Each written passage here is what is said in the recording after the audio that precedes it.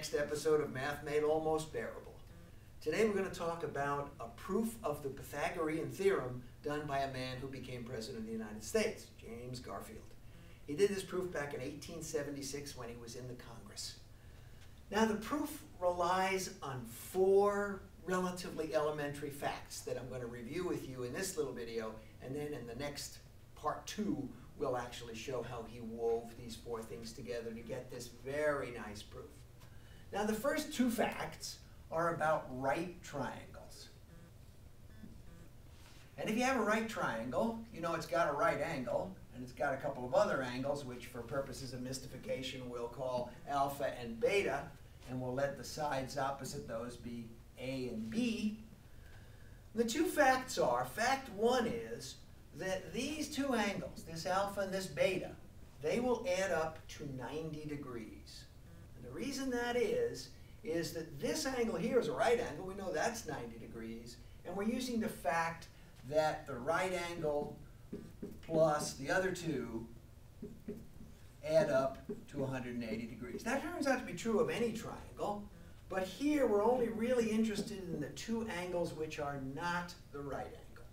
The sum of the other two angles is 90 degrees. So we'll just summarize that by saying alpha plus beta equals 90 degrees. And we'll remember that that means the other two angles in a right triangle.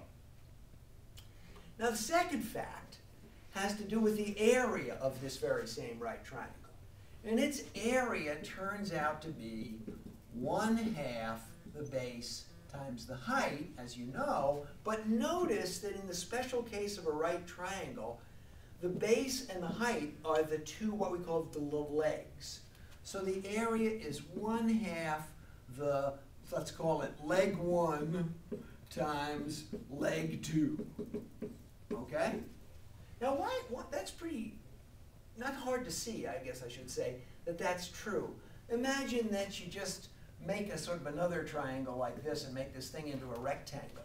Then the area of that rectangle is certainly A times B, and these two triangles look like they're the same triangle. So here's A and here's another A, so this one ought to be half of the area of the rectangle. Okay, I hope that makes sense.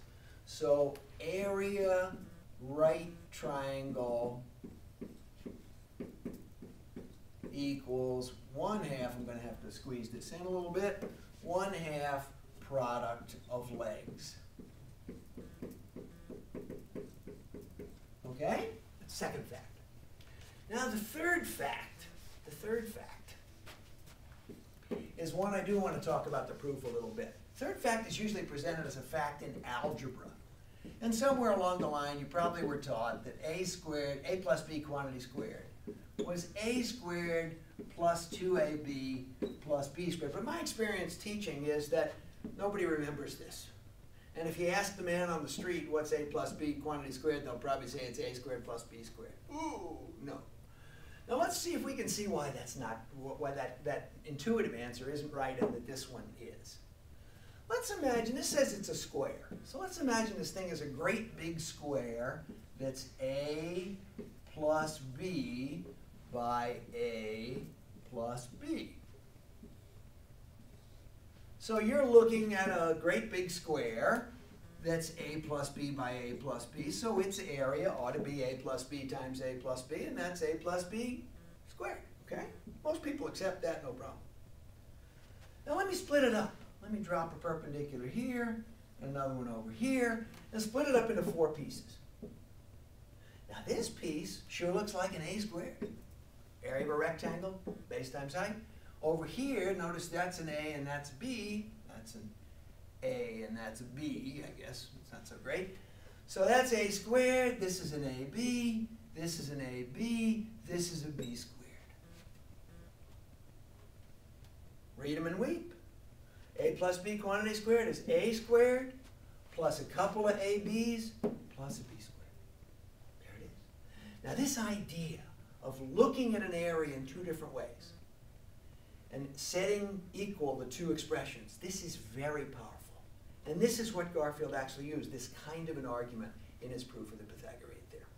Okay, so that's fact 3. A plus b quantity squared is a squared plus 2ab plus b squared. The fourth fact he used, and I'll leave the proof of this for homework. He said, if you have a trapezoid. Now what's a trapezoid? It's a funny looking figure that has two parallel sides. These two sides are parallel. So there's a constant distance between these parallel sides that we'll call h. And let's call the parallel sides, oh, I don't know, let's try a and b again. All right, now it turns out that the formula for the area of this figure is it's this. The area is the distance between the parallel sides. In this case, that's h, but it's always the distance between the parallel sides times the average of the parallel sides. Now, you can work that out, but I'm going to ask you to just accept it for the moment, because Garfield would have, of course, known this, as all mathematicians did. Okay, so that's our fourth fact.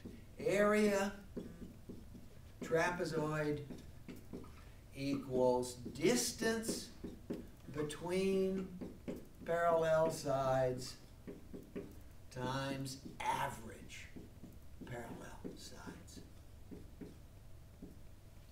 There's our four facts.